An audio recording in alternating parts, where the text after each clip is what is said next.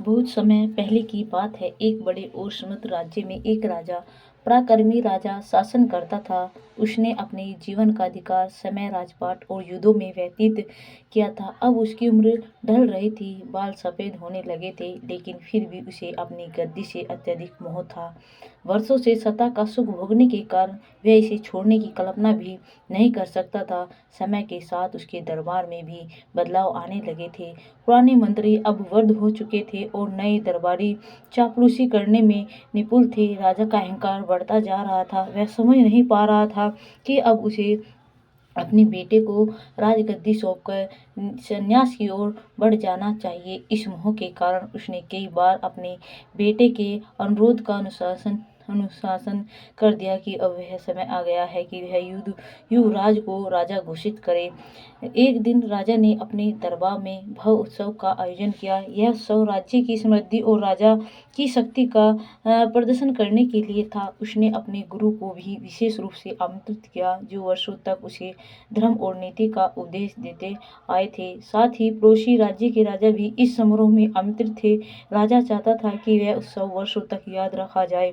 उत्सव में राजमहल की सुप्रसिद्ध नर्तकी को भी बुलाया गया। वह न केवल अपने नृत्य के लिए प्रसिद्ध थी, बल्कि अपनी सुबुद्धिमत्ता और हाजिर के लिए भी जानी जाती थी। उसकी वाणी में एक अनोखी मिठास थी और वह जो भी कहती उसे गूढ़ अर्थ छुपे होते थे, मतलब कुछ अर्थ छुपा होता था। शाम होते ही उत्सव प्रारंभ हुआ। महल दीपों की रोशनी से जगमगा उठा, संगीत गूंजने लगे और नर्तकी ने अपने नृत्य की प्रस्तुति शुरू कर दी। राजा ने अपने गुरु को स्वर्ग मुद्राएं दी ताकि वे उत्सव प्रदर्शन पर पुरस्कार कर सके। सारी रात संगीत और नृत्य का दौर चलता रहा। नृत्यकी अपने सधे हुए कदमों को सबको मंत्रमुग्ध कर रही थी। वह जब भी कोई विशेष भाव दर्शाती, दरबारी उसकी प्रशंसा में तालियां बजाते और राजा प्रसन्न होते। रात बीतने लगी। जब भोर होने को आई, तब नर्तकी ने देखा कि उसको तबला वाला उग रहा है और वो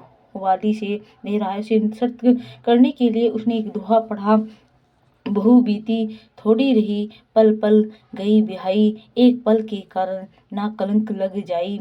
यह सुनते ही तबला वादक सतर्क हो गया और फिर से जोश के साथ तबला बजाने लगा। लेकिन इस दोहे का प्रभाव सिर्फ तबले वाले तक ही सीमित नहीं रहा।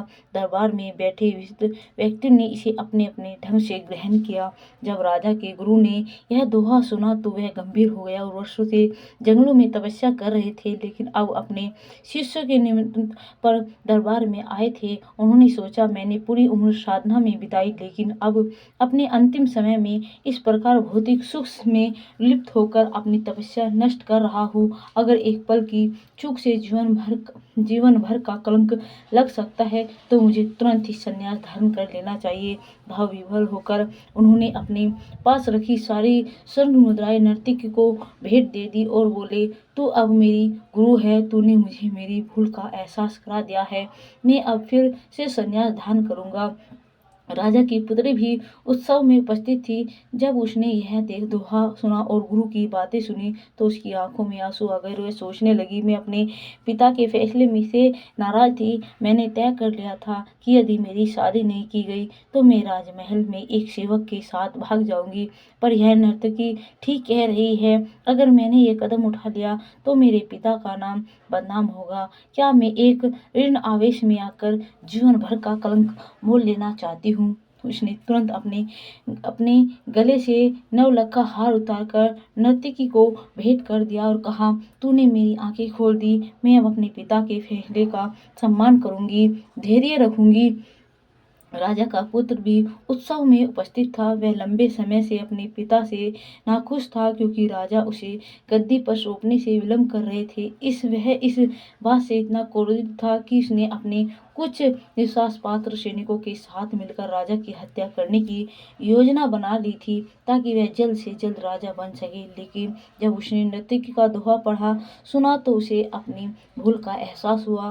वह सोचने लगा, अगर मैंने अपने पिता की हत्या कर दी तो मेरा जीवन धिक्कार योग्य हो जाएगा। राज्य तो मुझे किसी भी हाल में मिल ही जाएगा। फिर क्यों मैं अपने ही पिता के खून का कलंक अपने सिर पर लगा लूं। उसने तुरंत अपना मुकुट उतारकर नर्तकी को दे दिया और रोते हुए अपने पिता के चरणों में गिर पड़ा। पिताजी, मुझे क्षमा करें, मैं अधर्म के मार्ग पर जा रहा था। अब मैं धैर्य रखूंगा और आपके आदेश की प्रतीक्षा करूंगा। राजा यह सब देख रहे थे। पहले उन्हें उन्हें यह लगा नर्तकी अपने शब्दों के जादू से दरबारियों को लूट रही है, लेकिन जब उसने अपने बेटे और पुत्री की बातें सुनी तो वे भी सोचने लगे, क्या वास्तव में मोह के कारण उचित समय पर निर्णय नहीं ले पा रहा हूँ? क्या मेरी गद्दी से मोह मेरे परिवार का बर्बादी की ओर धकेल रहा है? और उन्हें आत्मबोध हुआ। वे अपने आसन से उठे और बोले, गुरुजी भी यहाँ है, राज्य के सभी बुद्धिजीव भी यहाँ है, उपस्थित है। यह उचित समय है कि मैं अपने पुत्र को राज तिलक कर दूं। उसी समय राजा ने अपने पुत्र को अपना मुकुट सौंप दिया और उसे राजा घोषित कर दिया। और उन्होंने अपनी बेटी से कहा, बेटी, मैं बहुत जल्द तुम्हारे लिए एक योग्य वर खोजकर तुम्हारा विवाह कर दूंगा। यह सब देखकर नर्तकी की आंखों में आंसू बहने लगे। उसने सोचा, मेरे एक दोहे ने इतने लोगों का हृदय परिवर्तन कर दिया, लेकिन मैं स्वयं अपने जीवन को सही दिशा नहीं दे सकी। अब समय आ गया है कि मैं भी इस नृत्य जीवन को छोड़ दूं और प्रभु के भजन में लीन हो जाऊं। उसने राजा के चरणों में प्रणाम किया और बोली, हे राजन, आज से मैं अपना यह जीवन छोड़कर प्रभु का स्मरण करूंगी। संसार में परिवर्तन का समय नहीं लगता। कभी कभी केवल एक शब्द या दोहा किसी का जीवन बदल सकता है। आवश्यकता केवल आत्मचिंतन की होती है। सही समय पर लिए गए सही निर्णय जीवन की दिशा बदल सकते हैं। दोस्तों, अगर आपको हमारी ये कहानी ज़रा भी अच्छी लगी है तो प्लीज़ हमारे चैनल को लाइक और सब्सक्राइब जरूर कर दीजिएगा और हाँ, प्यारा सा कमेंट जरूर कर दीजिएगा।